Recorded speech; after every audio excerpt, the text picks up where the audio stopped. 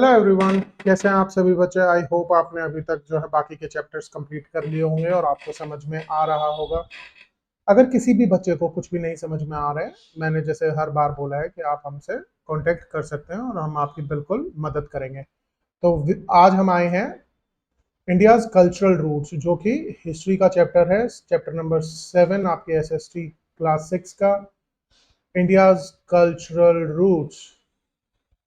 शुरुआत करते हैं जैसे कि हमेशा इन अब इसके अंदर जो है सुबह सुभाषिता वाइज सेइंग, इन्होंने एक बात कही है, which can not be, that which can not be stolen, that which cannot be confiscated by the rulers, that which is not a burden as it does not weigh anything, that which though it is used only grows every day, that is the greatest wealth of all, the wealth of true knowledge। जो wealth of true knowledge है वो सबसे best है, ठीक है। ना कभी खराब की जा सकती है, ना कभी चेंज की जा सकती है, तो इससे बेस्ट नॉलेज कुछ भी नहीं है। ये हमारे पुराने जो हैं दिया है इन्होंने। वेदास के बारे में इसके अंदर आज हम पढ़ने वाले हैं। ऋषि फ्रॉम हम्पी कर्नाटका, जो कि यहाँ पर ये हैं। फिर ये बीच में है बुद्धा जी की फोटो, ठीक है, इनको तो सबने सुना ही होगा। और फिर उसके बाद है महावीरा जी की फोटो। बड़ी प्यारी सी फोटो इन्होंने हमको दी है।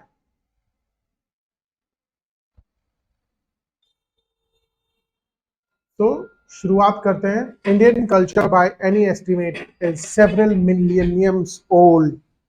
अब अगर हम बात करें, इंडियन कल्चर जो है बहुत सारे मिलेनियम्स पुराना है। इंडियन कल्चर जो है ना बहुत बहुत बहुत ज्यादा पुराना है। पता नहीं कितने लाखों साल पुराना होगा, मिलेनियम्स ओल्ड है। See, like any ancient tree it has many roots and many branches. जैसे कि एक पुराना ट्री होता है ना, उसके तरीके से इसकी बहुत सारी रूट्स हैं, बहुत सारी रूट्स हैं और बहुत ही सारी ब्रांचेस भी हैं। The roots nurture a common trunk. और जो रूट्स होती है ना वो नर्चर करते हैं किसको, एक कॉमन ट्रंक को, जो पेड़ का तना होता है उसको। And from the trunk emerge many branches which are different manifestations of Indian culture yet united by a common trunk। अलग अलग होने के बाद भी ना यूनाइटेड है एक कॉमन ट्रंक से। कितनी अच्छी बात है ना। हमारे इंडिया में कितने सारे कल्चर्स हैं, कितना सब कुछ है, लेकिन सब कुछ जो है एक दूसरे से मिला हुआ है। Some of these branches are about art, literature, science, medicine, religion, art of governance, martial arts and so on। अब इसकी जो कुछ ब्रांचेस हैं वो ये सब हैं, आर्ट है, लिटरेचर है, साइंस है, मेडिसिन है, religion, art of governance, martial arts and so on. There are also schools of thought. और बहुत सारे स्कूल्स ऑफ थॉट भी हैं जहां पे समझा जाता है चीजों को और अपने थॉट के ऊपर काम किया जाता है। By which we mean group of thinkers और spiritual seekers who share similar ideas about human life, the world etcetera. ऐसे स्पिरिचुअल सीकर्स जो कि, और ऐसे थिंकर्स जिनका ह्यूमन लाइफ के बारे में और वर्ल्ड के बारे में एक जैसा ही सिमिलर आइडिया होता है। कैसा आइडिया होता है? Similar idea. अब हम अगर बात करें स्पिरिचुअल क्या होता है, स्पिरिचुअल की डेफिनेशन आपकी बुक में यहाँ पर दी गई है। ये यहाँ पर ये दी गई है, spiritual concern with the spirit और सोल, आत्मा in Sanskrit and many Indian languages. Spiritually is the search for a deeper और higher dimension beyond our current personality. ये जो है बियॉन्ड है हमारी जो करंट पर्सनैलिटी है उसके पार की बात है, ठीक है। मैनी आर्कोलॉजिस्ट, सीकर ढूंढने वाला, जो ट्रुथ को सच ढूंढता है उसको हम बोलते हैं सीकर। जैसे कि योगीज हो गए, सेंट हो गए, फिलोसफर्स हो गए आज के टाइम पे, ये सब जो है हमारे क्या होंगे, सीकर्स हैं। Many archaeologists and scholars have pointed out that some of Indian cultural roots go all the way to the Indus or Harappan or Sindhu Saraswati civilization, which we visit in chapter 6। कहाँ तक है भाई ये Indian cultural roots? Indian archaeologist कहते हैं Indian cultural roots जो है ना इतनी पुरानी है, जैसे हड़प्पन है, सिंधु सरस्वती है, उससे भी पुरानी है। Later on over time hundreds of schools of thought emerge in India. कितने बहुत सारे स्कूल्स एमर्ज हुए इंडिया के अंदर, school of thought. We will see here a few early schools which have shaped India into a country with unique personality। हम यहाँ पर जो है कुछ ऐसे स्कूल्स के बारे में बात करेंगे जिन्होंने इंडिया को नर्चर किया है, इंडिया की पर्सनैलिटी को डेवलप करने में। By understanding them and their roots we can understand India, that is Bharat better। अब उनके रूट्स और उनकी अंडरस्टैंडिंग को समझ के हम जो है ज्यादा अच्छे से समझ सकते हैं कि India is that is Bharat better, अच्छे तरीके से और समझ सकते हैं। द वेदास एंड वैदिक कल्चर। अब हम पढ़ने वाले हैं वेदास। वेदास क्या थे भाई, और उनका वैदिक कल्चर, उस टाइम पे कल्चर भी क्या था। What are Vedas? Vedas actually में होते क्या हैं? The word Veda comes from the Sanskrit ved, which means knowledge, hence vidya for instance। अब वेदा जो है संस्कृत वर्ड विद से आता है जिसका मतलब नॉलेज होता है या विद्या, उससे वर्ड बना है Veda. We briefly mentioned the Rig Veda in earlier chapters। in fact there are 4 Vedas. कितने वेदास हैं? हमने अब तक ऋग वेदा के बारे में सुना है पुराने चैप्टर्स में। अब 4 वेद आज तक हुए हैं और उनमें से सबसे पुराना है ऋग्वेद। तो कौन कौन से हुए हैं? ऋग्वेद, यजुर्वेद, सामावेद एंड अथर्ववेद। ये 4 वेद आज तक हमारे हुए हैं। They are most ancient text of India. और क्या है? सबसे पुराने टेक्स्ट हैं इंडिया के। And indeed among the most ancient in the world, और one of the most ancient in the world भी हैं। The Vedas consist of thousands of rhymes. Thousands of rhymes song poem के उसमें प्रेयर्स हैं, poems हैं, songs के रूप में हैं। दैट वर रिसाइटेड ओरली, जो कि ओरली बोले गए थे, and not written. Those hymns were composed in the Sapta Sindhava reason. कहाँ पे, कौन से रीजन में? सप्त सिंधवा रीजन में, which we visit in chapter 5, जिसको हमने चैप्टर 5 के अंदर जाके पढ़ा था। It is difficult to say that when exactly the Rigveda the most ancient of the 4 was composed. ये कहना बहुत ही मुश्किल है कि ये कंपोज कब किया गया था। Experts have proposed dates ranging from. अब एक्सपर्ट्स ने कौन सी डेट्स दी हैं? रेंज उन्होंने दी है कब से कब तक? ये 5th to 2nd millennium BC के टाइम पे ऋग्वेद हुआ था। So for anything between 100 to 200 generations. So 200 generations पहले। These text have been committed to memory through rigorous training and passed on orally with hardly any alteration. और उस time पे इतनी अच्छी ट्रेनिंग होती थी कि जो है इनको देखो बोला गया था और ऐसे ही पास ऑन करते गए। Passed on orally, orally pass on किया और फिर बहुत बाद में जाके लिखे गए।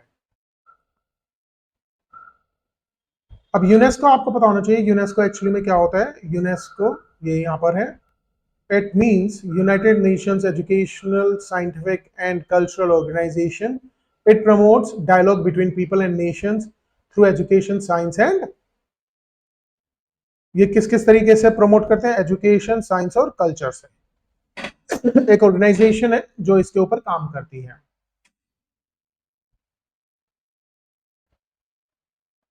The Vedic hymns were composed by rishis. इन्होंने कंपोज किए थे? ऋषिज ने। मेल शीट्स और sages and rishikas, female ones ने भी। In an early form of the Sanskrit language. Early form of Sanskrit language के अंदर ये बोले गए हैं। They were addressed in poetical form to many deities, gods और गोडेसेस। और ये जो हाइम्स थे ये गॉड्स और गोडेसेस के लिए बोले गए थे, सच इंद्र के लिए गाया गया, अग्निदेव के लिए, वरुण के लिए, मित्र, सरस्वती, उषाज एंड मेनी मोर। काफी सारे अलग अलग गॉड्स के लिए हाइम्स बोले गए हैं। Together with the sheets these deities sustains rhythm और ट्रुथ। रिथम या मतलब रिथम का मतलब truth and order in human life and in the cosmos. Cosmos, cosmos का मतलब क्या होता है? द वर्ल्ड और universe as an ordered and harmonious system. एक वर्ल्ड है, हार्मोनियस सिस्टम है जिसके अंदर हम रहते हैं। The early rishis and rishikas saw those gods and goddesses as one, not separate beings। जो पुराने टाइम के ऋषिज और ऋषिकास थे ना, वो गॉड्स और गॉडेसेस को एक ही मानते थे, अलग अलग नहीं मानते थे। As one hymn puts it, जैसे एक एक हाइम लिखा हुआ है यहाँ पर, उसमें बताया गया है। एकम सत विप्रा बहुधा वदंती, it means the extent that is the supreme reality is one, but sages gives its many names. एक ही है लेकिन अलग अलग नाम दिए गए हैं। एकम सत विप्रा बहुधा वदंती, एक्सटिंक्ट एक्सटेंट जो है, एक सुप्रीम रियलिटी जो है वो एक है, लेकिन समय के साथ साथ उसमें अलग अलग नाम दिए गए हैं। In the world view, some values were especially important, beginning with truth, which was often another name for the god. The last mantras या verses जो गाए गए हैं of the Rig Veda also call for unity among people. Unity के लिए बोला गया है ऋग्वेद के अंदर भी कि सबको यूनाइट होके रहना चाहिए। अब वर्ल्ड व्यू क्या है? World view a certain view और understanding of the world, its origin और इट्स वर्किंग्स। वर्ल्ड व्यू है दुनिया का जो है पैदा मतलब बनना, उसके बारे में समझना, उसका ओरिजिन कैसे हुआ और उसके काम कैसे होते थे, वो सब समझना वर्ल्ड व्यू है। आगे बढ़ते हैं, यहां तक सबको समझ में आ गया होगा। अब ये देखो यूनिटी के ऊपर एक इन्होंने बड़ा अच्छी सी चीज कोट की है। Come together, speak together, common be your mind and may your thoughts agree, united be your purpose, united your heart, may your thoughts be united और सो ऑल मे एग्री। हर चीज आपकी ना यूनाइटेड रहनी चाहिए। कितना मजा आएगा अगर एक एक चीज यूनाइटेड है तो, सब एक दूसरे से मिलजुल के रह रहे हैं, कोई परेशानी नहीं हो रही है, किसी के साथ अगर कुछ दिक्कत है तो वो एक दूसरे की हेल्प कर रहे हैं, तो कितना ज्यादा मजा आएगा ना इसके अंदर। सबको यूनाइटेड रहना चाहिए। अब हम आगे बढ़ते हैं, अब हम बात करेंगे वैदिक सोसाइटी के बारे में। Vedic society, early Vedic society was organized in different janas और clans, that is larger groups of peoples. Janas या फिर क्लैंस जो कि लार्जर ग्रुप ऑफ पीपल थे, उसके अंदर जो है सोसाइटी थी। The Rigveda alone list over 30 such janas, for instance the Bharata, Purus, Yadus and Turvashas. अब ऋग्वेद के अंदर ही ना अप्रोक्सीमेटली 30 जन्स हैं, मतलब छोटे छोटे शहर कह लो, आप सोसाइटीज कह लो। Each clan was associated with a particular region of the north west part of the subcontinent, Indian subcontinent. ये किसकी बात कर रहे हैं? हमारे इंडियन सब कॉन्टिनेंट की बात हो रही है यहाँ पर ना।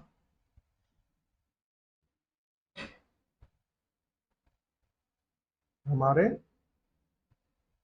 इंडियन इंडियन सब कॉन्टिनेंट के बारे में हमारी यहाँ पर बात हो रही है।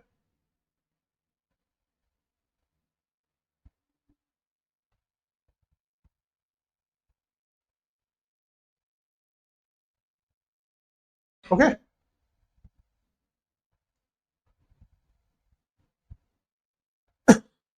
अब वैदिक स्कूल्स ऑफ थॉट, अब ये उपनिषद यहाँ पर थे कहीं 1500 बीसी से पहले से लेके और 500 बीसी तक अप्रोक्सीमेटली। आगे बढ़ते हैं, यहां तक समझ में आ गया होगा आपको। Now not much is known of how the janas govern there society. अब ये जो जन्स थे ना, अभी तक ये समझ में नहीं आया है ज्यादा, मतलब इसके बारे में नॉलेज नहीं है कि अपनी सोसाइटी को किस तरीके से चलाते थे। The Vedas only give us few clues through words like Raja, a king or a ruler, Sabha and Samiti, both of which refer to a collective gathering or assembly. मतलब कुछ वर्ड्स हमें जो क्लू देते हैं, few clues हैं कि राजा होता था, सभा होती थी, समिति होती थी, मतलब एडमिनिस्ट्रेशन होता था, समिति मतलब एडमिनिस्ट्रेशन होता था वहां पर, ठीक है। वो सब जो मिलके गैदरिंग वगैरह करके असेंबली करके वहां पे जो है चलाते थे अपने राज्य को। Many professions are mentioned in the Vedic text, such as agriculturalist, weaver, porter, builder, carpenter, healer, dancer, barber, priest, etc., etc., etc. और बहुत सारे प्रोफेशंस के बारे में भी बताया गया है वैदिक टेक्स्ट के अंदर, जैसे कि एग्रीकल्चरिस्ट थे जो कि सब्जियां वगैरह उगाते हैं, वीवर थे, पोर्टर थे, हीलर थे। यूज ट्रेडिशन, मतलब अगर किसी को कुछ दिक्कत हो जाती थी, अगर हीलर की बात करें तो हीलर को वी कैन कॉल, आज के टाइम का अगर हम बात करते हैं तो आज के टाइम का डॉक्टर, ठीक है भाई। ये देखो ना, रिलीव और हील डिजीजेस। तो डॉक्टर आजकल यही तो काम करते हैं, तो उस टाइम पे भी डॉक्टर्स थे। अब उसके बाद है वैदिक स्कूल ऑफ थॉट। अब उस टाइम पे वैदिक स्कूल्स ऑफ थॉट भी थे, तो क्या थे? वैदिक culture also developed many rituals, यज्ञ और यज्ञ, directed towards various deities, gods or goddesses for individual or collective benefit and well-being। Collective benefit और वेलबींग के लिए जो है क्या किया जाता था? यज्ञ किए जाते थे। Daily rituals were generally in the form of prayers and offerings to Agni. Agnidev को देते थे। आज भी जब हम यज्ञ करते हैं तो अग्निदेव को देते हैं सब कुछ। The deity associated with fire, the deity associated with fire, but those rituals became more and more complex in the course of time। लेकिन जैसे जैसे समय बढ़ा ना, आगे बढ़ता गया समय, तो कॉम्प्लेक्स होते चले गए, बहुत ज्यादा कॉम्प्लेक्स होते चले गए, क्योंकि भाई रिटर्न नहीं था ना, एक दूसरे को बता बता के, बोल बोल के गा रहे थे ना, तो उसके अंदर थोड़े तो चेंजेस हो ही जाते हैं ना। तो इसलिए काफी चेंजेस होते गए। A group of text known as Upanishad, a group of text known as Upanishad build upon Vedic concepts. एक टेक्स्ट बना उपनिषद, जिसको जो है वैदिक कॉन्सेप्ट के ऊपर हमने बनाया गया। Introduce new one such as rebirth, taking birth again again. एक बात कही, रीबर्थ हो रहा है, मतलब जो मरा है, ये अगर मरा है तो ये थोड़े समय के बाद दोबारा से रीबर्थ जरूर होगा। ये बात हमारे यहाँ पे उपनिषद में कही गई है। और दूसरी चीज है कर्मा। कर्मा का मतलब होता है बेटा बच्चों, जैसे कि जो भी आप करोगे ना, जो भी आप करोगे वही आपके सामने आएगा। मतलब अगर आप अच्छा बीज उगाओगे तो जो है आपकी जो प्लांटेशन है वो क्या होगी? अच्छी होगी। लेकिन अगर खराब बीज होगा, लेकिन अगर आपका जो है खराब बीज होगा तो आपकी जो प्लांटेशन है बेकार हो जाएगी। तो जो आप कर्म करोगे वही आपके सामने आएगा। इसलिए मैंने कहा था, लास्ट क्लास में हमारी बात हुई थी, हर बच्चे को हर महीने 2 पेड़ जरूर उगाने चाहिए, ताकि हम अपने पोल्यूशन से लड़ पाए। ठीक है? 2 पेड़ मतलब आप एक महीने की एक चॉकलेट अगर आप छोड़ दोगे तो महीने में आप 2 पेड़ जरूर उगा पाओगे। According to one school of thought generally known as Vedanta, एक स्कूल का नाम था Vedanta, everything, human life, nature and universe is one divine essence called Brahman, not to be confused with gold Brahma। अब उसमें क्या बोला गया, सिखाते थे कि ह्यूमन लाइफ, नेचर और यूनिवर्स जो पूरा का पूरा है वो एक ही है, क्या है? ब्राह्मण बोलते थे उस टाइम पे। अब इसको जो हमें कंफ्यूज नहीं होना है ब्रह्मा के उनसे, या फिर आज के टाइम के जैसे हम कहते हैं ब्राह्मण, उससे कंफ्यूज नहीं होना है। और sometimes such that two well-known mantras express this in a simple but profound way। अब 2 मंत्र इन्होंने दिए हैं जो कि इसको और अच्छे से एक्सप्लेन करने वाले हैं।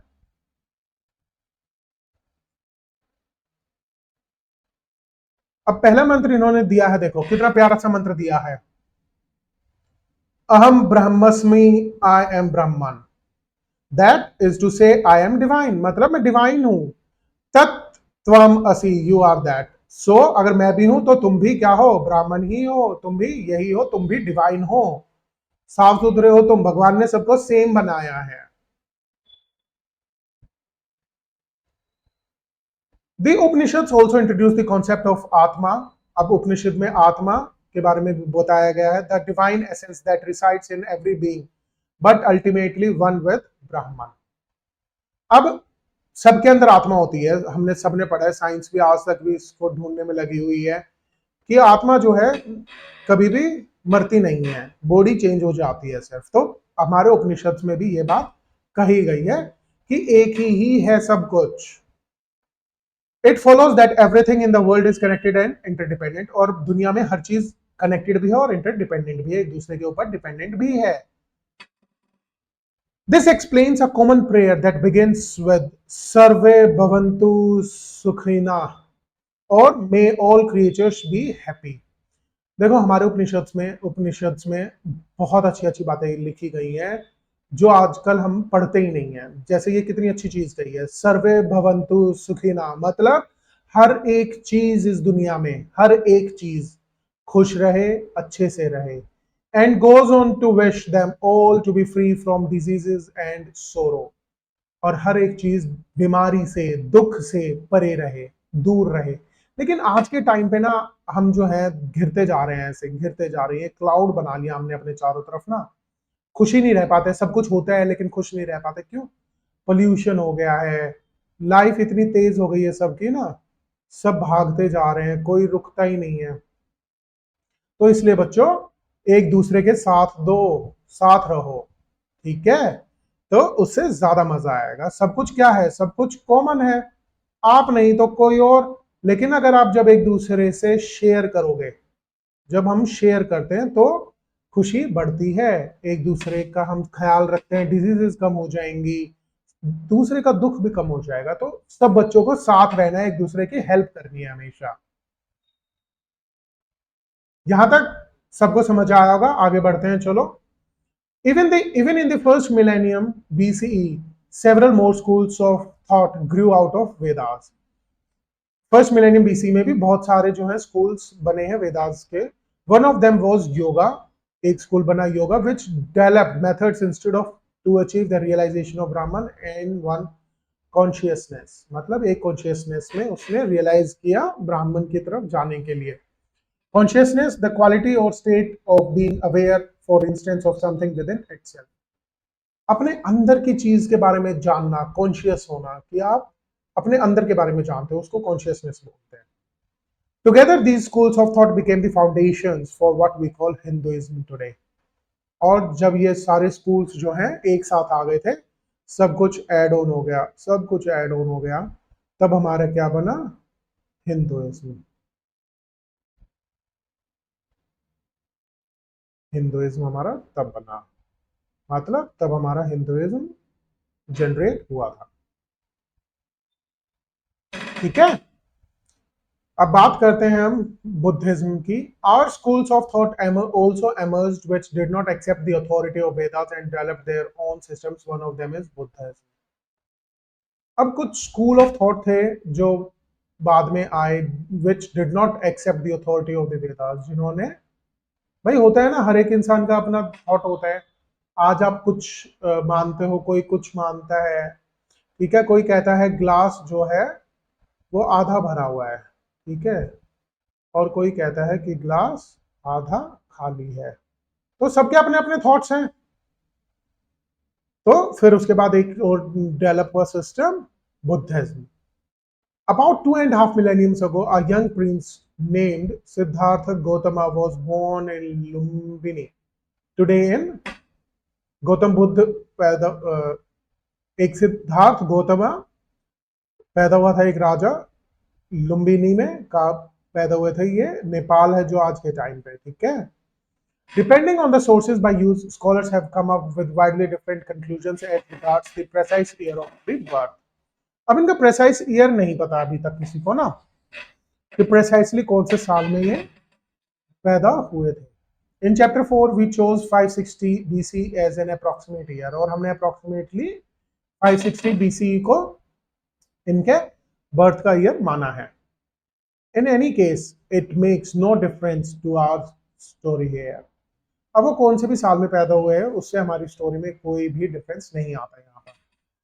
As the story goes, then Siddhartha Gautama grew up living a protected life in the palace. अब राजा थे तो भाई पैलेस में ही रहेंगे ना, protected life. One day at the age of 29, अब एज ऑफ 29 में he has to be driven through the city in a chariot, रथ में, and for the first time in his life came across an old man, a sick man and a dead man.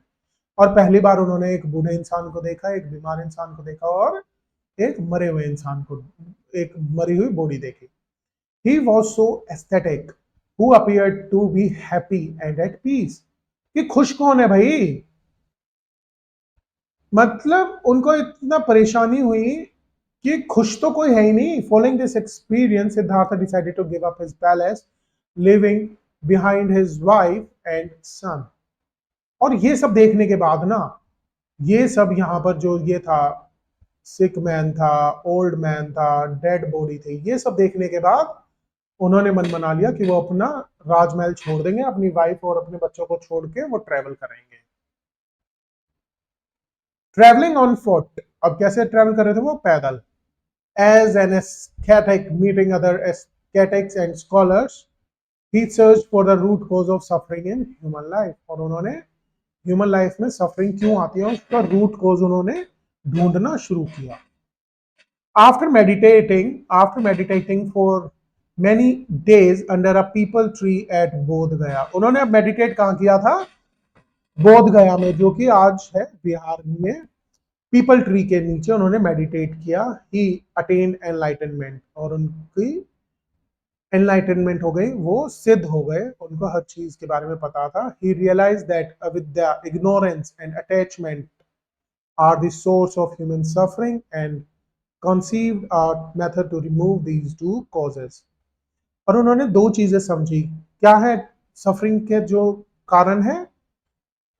कारण है attachment और ignorance, एक दूसरे को ignore करना और एक दूसरे से ज्यादा लगाव लगा लेना, लगाव कर लेना एक दूसरे से। तो हमें एक दूसरे से ज्यादा भी लगाव नहीं करना चाहिए। ठीक है, बॉन्ड बहुत ज्यादा जब गहरा हो जाता है ना, तब दुख होता है। आज के टाइम पे भाई किसी से ज्यादा अटैचमेंट हो गया, वो धोखा दे देता है आपको, ठीक है, तो आपको दुख होगा। तो ये दो मेन कारण उन्होंने बताए सफरिंग के।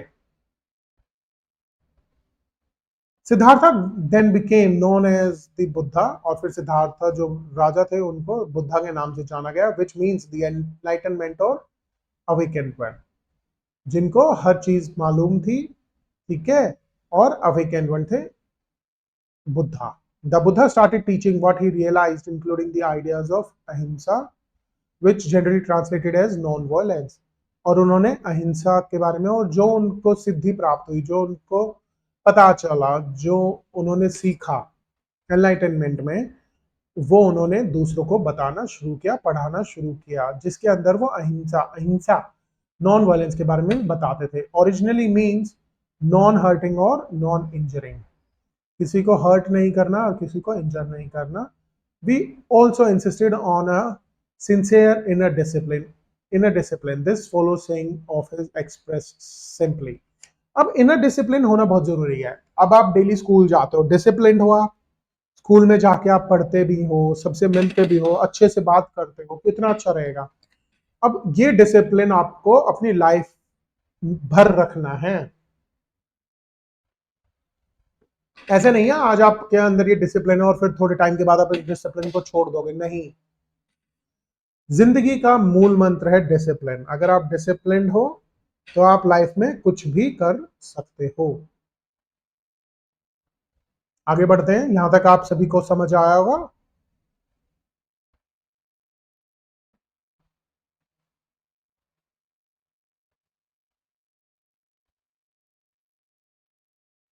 अब देखो, not by water is one made pure, not by water is one made pure, though many people may bath here in sacred rivers, but one is pure in whom truth and dharma resides।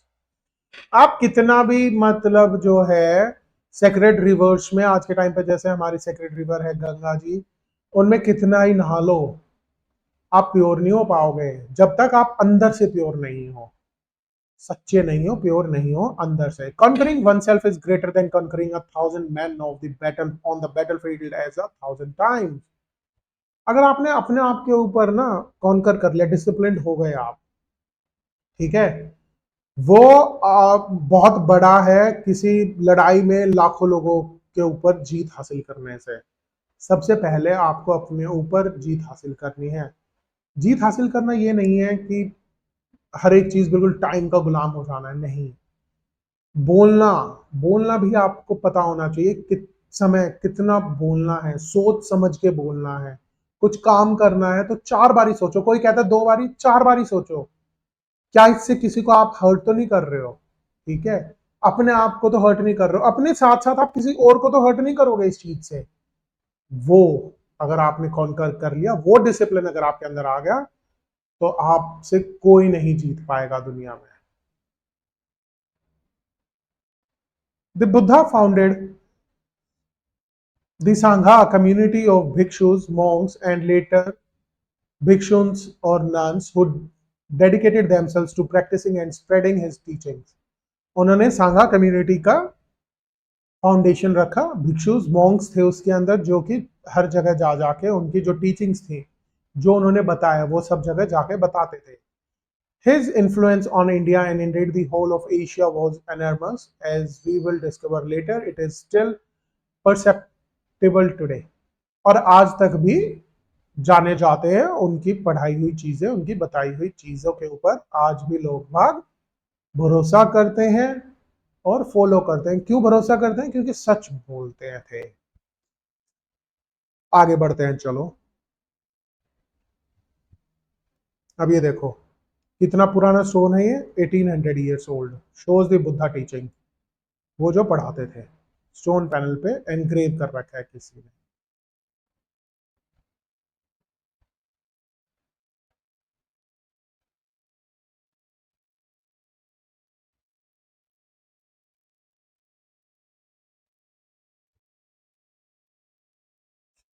Buddhism के बाद हमारे पास आता है Jainism. चलो अब Jainism के बारे में भी पढ़ लेते हैं। Jainism is another important school of thought that became widespread at the same time, although its roots are said to be much more ancient. Just like Siddhartha Gautama, Prince Vardhaman was born into a royal family in the early 6th century. अब जैसे Buddhism में सिद्धार्थ थे, और यहाँ पर कौन है? Prince Varthaman, जो कि एक रॉयल फैमिली में पैदा हुए 6th सेंचुरी बीसीई में। His birth was near the city of Vaishali in the modern day Bihar. Bihar में, वैशाली में. At age of 30, he decided to leave his home and go in search of spiritual knowledge. Gautam Buddha ने 29 की as में और इन्होंने 30 की as में decide किया कि वो जो है स्पिरिचुअल नॉलेज के लिए जाना चाहते हैं. He practiced an ascetic discipline and after 12 years achieved infinite knowledge or supreme wisdom. और उन्होंने 12 साल अपने डिसिप्लिन रहे हैं वो. उसके बाद उन्हें इन्फिनाइट नॉलेज और सुप्रीम विजडम मिला. He became known as Mahavira or great hero and also started preaching what he had realized. अब उन्होंने जो समझा सीखा उन्होंने दूसरों को भी सिखाना शुरू कर दिया और उनका नाम क्या पड़ा? महावीरा. जैन टीचिंग्स इंक्लूड्स अहिंसा. हर देखो आप हर एक उसमें टीचिंग में अहिंसा जरूर होगा. अनेकतावादा एंड अपरिग्रह. These ideas share to a large extent with Buddhism and Vedantic school of thought. और इनके भी आइडियाज सेम ही थे भाई. अहिंसा तो है ही है हर जगह. Are central of Indian culture. The first may be illustrated by this saying of Mahavira. अब महावीरा जी की फर्स्ट जो saying थी वो क्या कहती है, वो पढ़ते हैं. All breathing, existing, living, sentient creatures should not be slain, nor treated with violence, nor abused, nor tormented, nor driven away. और जो भी जीवित चीज है, एग्जिस्ट करती है, उसको हमने वॉयलेंस नहीं दिखाना है. यही मतलब है इसका.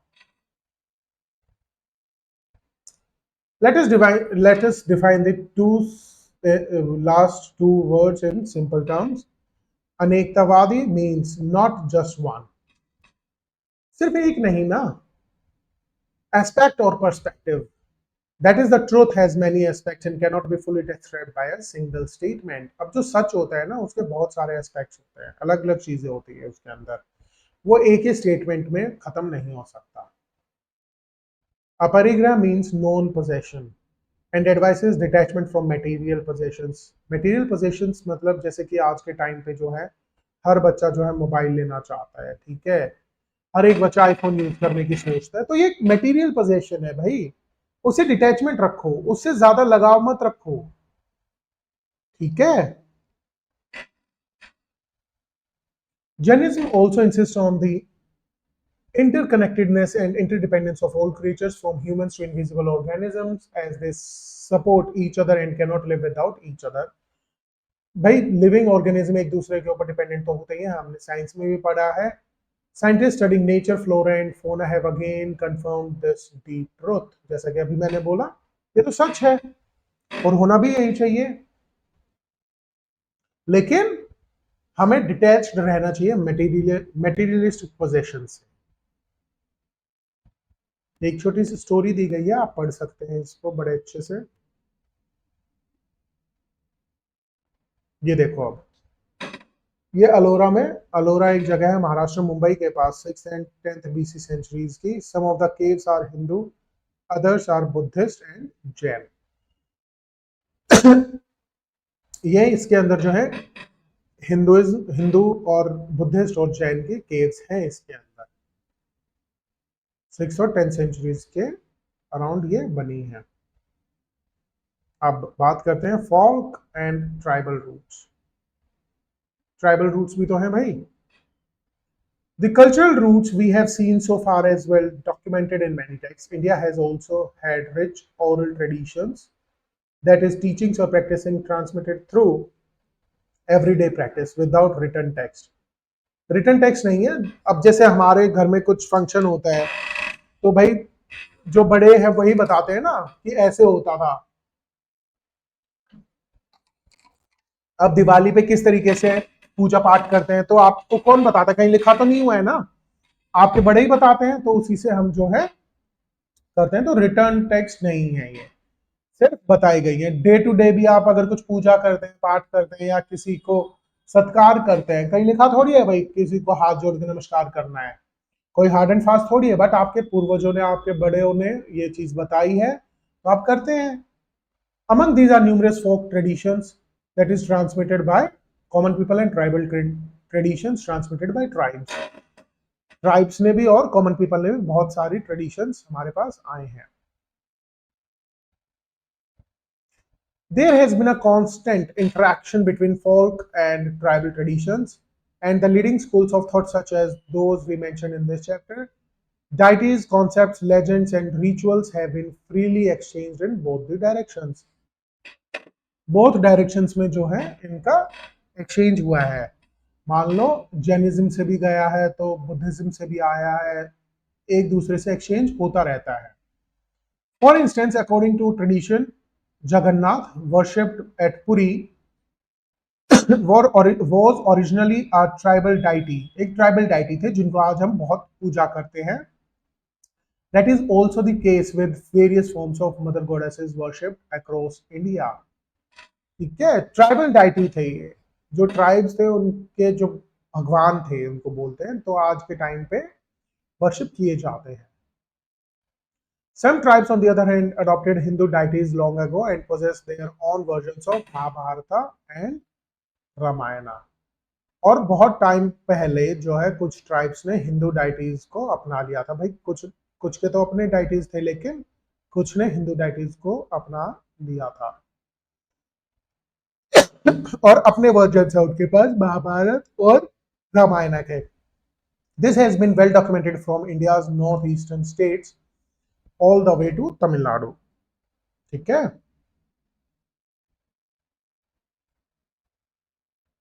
How have such interactions taken place for so long and so naturally? अब ये इतनी सारी इंटरेक्शन ना इतने लंबे समय तक कैसे हुई भाई? It is the end because folk, tribal and Hindu belief systems have many similar concepts. हर एक के अंदर ना similar concepts भी हैं. For instance, in all three elements of nature such as mountains, rivers, trees, plants and animals, and some stones too, are regarded as sacred because there is consciousness behind all of them. अब हर एक चीज के अंदर ना कुछ common जरूर है, जैसे कि river, trees, plants, animals, stones को जो है हमने सेक्रेड माना है, पूजनीय माना है।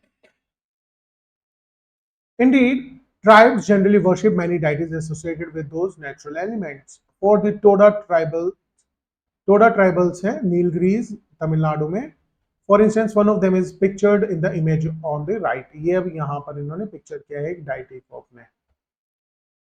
ठीक है, those peaks are so sacred that the Todas avoid pointing to them with the finger. अब जो वो पीक्स है ना, जो चोटियां हैं, उनकी तरफ वो उंगली भी नहीं उठाते हैं, उनको वो इतना सेक्रेड मानते, इतना पवित्र मानते हैं। वो सब मानते हैं कि वहां पर भगवान रहते हैं। But despite this multiplicity of deities, as with Hinduism, many tribal groups have a concept of higher divinity or supreme being. For example, several tribes of Arunachal Pradesh worship Donyopolo, a combined form of the sun and the moon, which later rose to the higher status of supreme god. अब सब अलग अलग चीजों को मानते हैं भाई, कोई सूरज को मानता है, कोई चंद्रमा की पूजा करता है, कोई पीपल की करता है, तो कोई बनाना ट्री की करता है, बेनियन ट्री की करता है, अलग अलग, सब कुछ अलग अलग है, लेकिन कुछ ना कुछ हर एक उसके अंदर कॉमन भी जरूर है। This is also the case of god Khandoba in parts of the central India. Central India में गोड खानदोबा को पूजा जाता है। In eastern India the Munda and Santhal tribals among others worship Sing Bonga. और ईस्टर्न स्टेट्स में वर्शिप किया जाता है सिंह बोंगा को, a supreme deity who created this whole world. There are many more such examples. और ऐसे अलग अलग एग्जाम्पल्स बहुत सारे हैं। The Indian sociologist Andre Bethely summed up this situation in these words। और सोशोलॉजिस्ट है जिन्होंने सबको सम अप किया है कुछ वर्ड्स के अंदर। ये वर्ड्स जो है आप जो है जरूर पढ़िएगा इन वर्ड्स को। The thousands of castes and tribes on the Indian subcontinent have influenced each other in their religious beliefs and practices since the beginning of the history and before.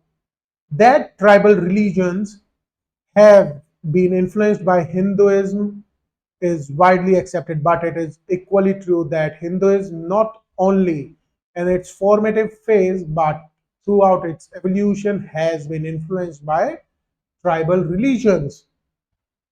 अब उन्होंने क्या लिखा है कि थाउजेंड्स कास्ट, हजारों cast और tribes हैं Indian सब कॉन्टिनेंट के अंदर, और हर एक की जो रिलीजियस बिलीफ है वो भी, और उनके रिलीजियस जो प्रैक्टिसेस है वो इन्फ्लुएंस रही है समय के साथ, हिस्ट्री के साथ। और जो ट्राइबल रिलीजन्स हैं उसके अंदर इन्फ्लुएंस हिंदुइज्म का बहुत ज्यादा है, ठीक है। और ट्राइबल के जो थॉट्स थे उनके भी इन्फ्लुएंसेस दिखते हैं हिंदुइज्म के अंदर। तो आज हमने बहुत कुछ पढ़ा है, जैसे बुद्धिज्म के बारे में पढ़ा है आज हमने। बुद्धिज्म हम बात करते हैं अगर, जैनिज्म के बारे में पढ़ा है हमने, हिंदुइज्म के बारे में पढ़ा है आज हमने पढ़ाई की है भाई, ट्राइब्स के बारे में भी हमने पढ़ा है आज। तो लेकिन ये सब जो है एक दूसरे से इंटरलिंक्ड है, और सबसे ऊपर माना जाता है हिंदुइज्म को, उसी से सब कुछ इन्फ्लुएंस्ड है, आज भी इन्फ्लुएंस्ड है। तो आज के लिए इतना ही है। आप बच्चे पढ़ते रहिए, बढ़ते रहिए। किसी बच्चे को कुछ भी समझना है, कोई बच्चा कुछ बात करना चाहता है, कुछ गाइडेंस चाहता है, तो फील फ्री, टेलीग्राम ग्रुप पे आ सकते हो, ठीक है, डीएम कर सकते हो आप मेरे को, लिंक आपको डिस्क्रिप्शन में मिल जाएगा। हम आपकी जरूर मदद करेंगे। अभी के लिए बाय बाय, टेक